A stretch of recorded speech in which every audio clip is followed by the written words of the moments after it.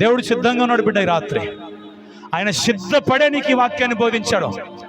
నీ జీవితాన్ని మళ్ళా అపవాది చెరపట్టుకుని వెళ్ళిపోయాడేమో, మళ్ళీ పాపము నీ జీవితాన్ని చెరపట్టిందేమో, నీ కుటుంబాన్ని, నీ పిల్లల్ని అపవాది చెరపట్టాడేమో. ఈ రాత్రి ప్రభువుకు నువ్వు సమర్పించుకుంటావా? వారి పక్షాన నువ్వు దేవుని అడుగుతావా? యేసయ్య కార్యం చేయగలుగుతాడు.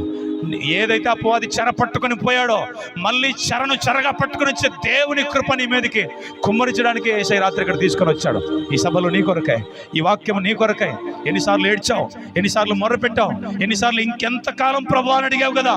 ఈ రాత్రి యేసయ్య అంటున్నాడు, ఈ రాత్రి నీకు విడుదల. మోషేతో దేవుడు చెప్పాడు, మోషే ఈ రాత్రికి నేను కార్యం చేయబోతున్నాను, ఐగుప్తుని చంపుతాను నేను ఈ రాత్రికి. ఉదయానికంతా నా ప్రజలు విడుదల, ఉదయానికి నా ప్రజలు విడుదల. ఈ రాత్రి బిడ్డ నీకు విడుదల. నమ్మితే దేవుని యొక్క మహిమను చూస్తావు. మార్తా, నమ్మిన ఎడల దేవుని యొక్క మహిమను చూస్తావు. సోదరా, నమ్మితే